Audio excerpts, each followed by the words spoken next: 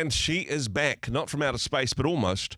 Another universe. Tash McGill, fresh off the plane from the United States. Tash, thank you so much for the sacrifice of putting your jet-lagged person on the program with me today. I so much value and appreciate the effort that you've made to get here. You've certainly travelled longer than any other guest on my show today. Apparently so. And look, whilst I showered, I certainly have not made myself Zoom worthy in any way, shape, or form. But you know what? That's okay, because vanity is, it's a deep rabbit hole that it's just best to avoid. Yeah, so, let's avoid no that. vanity here. And interested to get your perspective, because you're almost a foreign correspondent, you're away so long, but interested to get your perspective on what has been happening on this side of the world. Of course, the budget announcement last week, some promises made, some promises broken, and a huge pushback to the government cancelling plans and promises made in the last election campaign to fund certain cancer drugs.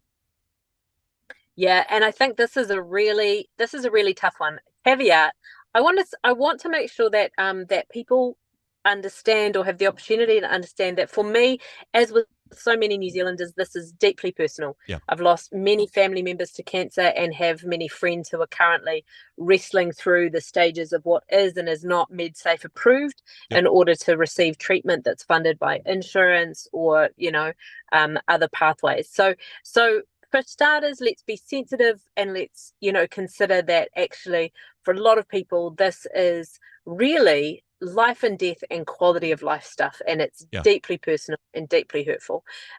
But we should never be surprised when politicians have to break promises, and there is, and I say that carefully, have to break promises. Now, I'm certainly not advocating for this particular decision.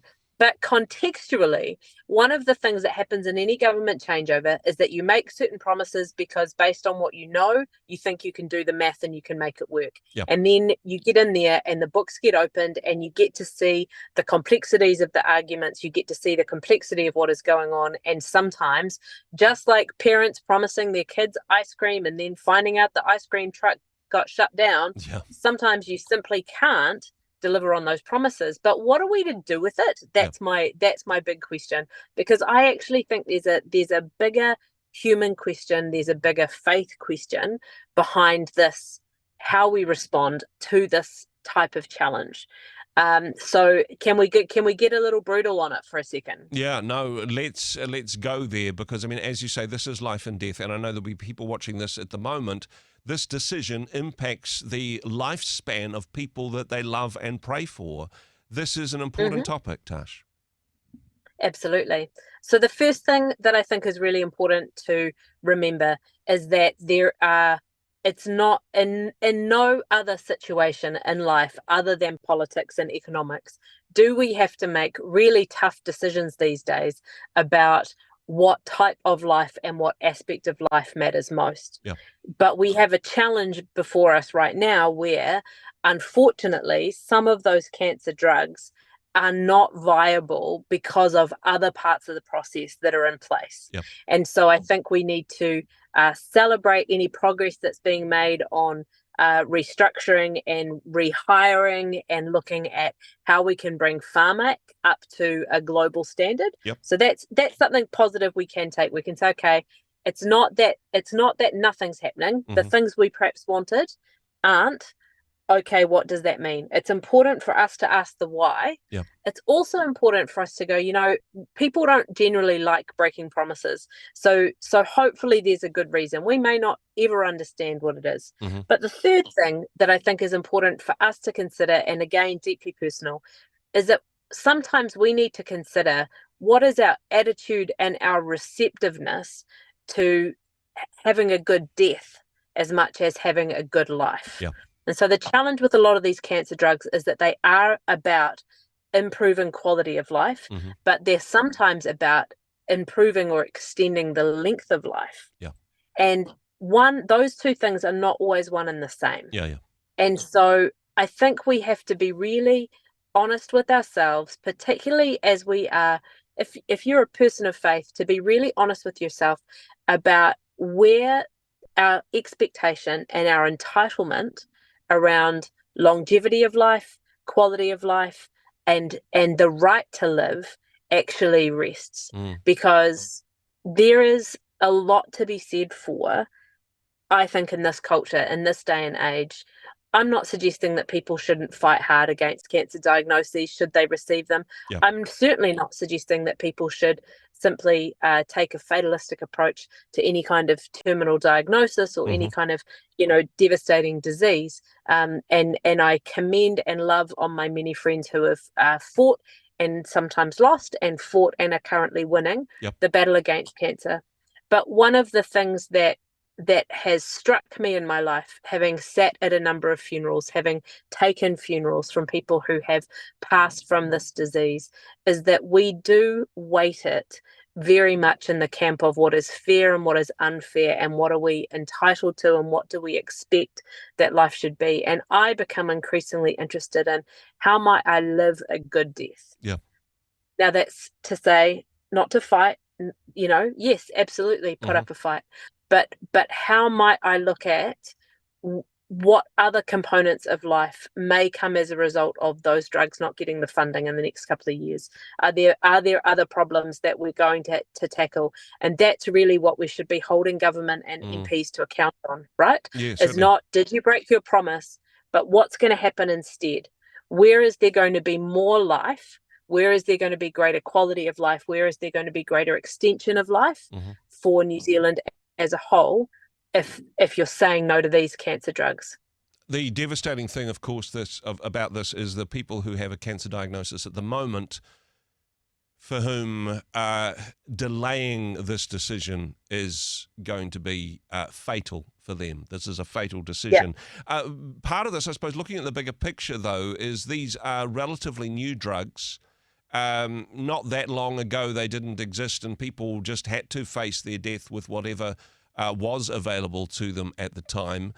The other aspect, I suppose, and I don't want to make this about the money, but the new drugs, they're the expensive ones, and the government or Pharmac, or whoever you want to make responsible for this, needs to make decisions about what good can we do with the money that is available.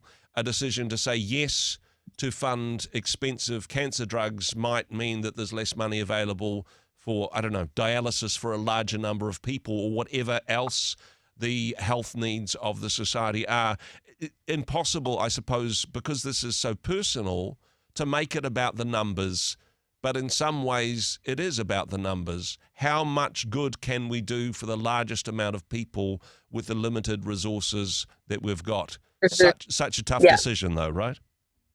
Yeah, and I think that's why it comes back to, when we're faced with this tough reality, and it is about numbers. It's about where can we do most good, and how can we use the resource we have most effectively. There are a number of things that I think we could shift and change. We could actually streamline and make MedSafe and Pharmac much more efficient. And by reducing those costs, we'd actually have more money in the budget to be able to pay for some of these other drugs and for some of these other treatments. And I think that's where we need to start looking at smarter solutions, not just saying, okay, well, we're going to keep, sinking into the pot. But I do also think it does come down to, we have this idea that cancer is something that we should be able to beat. Yeah.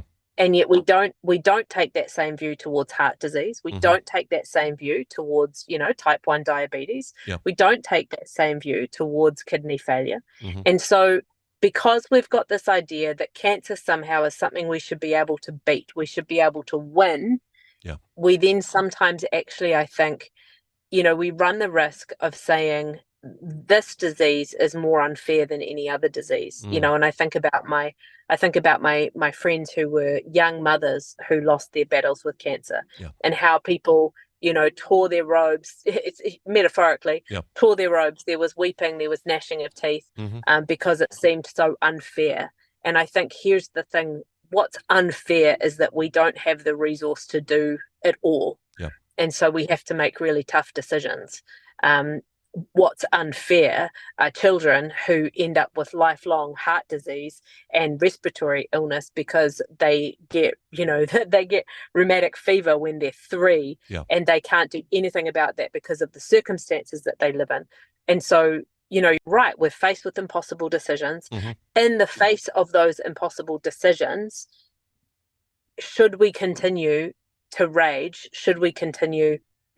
Yes, but sometimes we need to also accept that how things are sometimes is how things have to be. Yeah. And the solution is not necessarily to point the finger and say, hey, you broke your promise, but to ask the question with opening hands to say, okay, what will you do instead to prevent some of these other tragedies, to improve and deliver better quality of life? And certainly, pushback from people who have a vested interest, who have people that they love whose lives are on the line.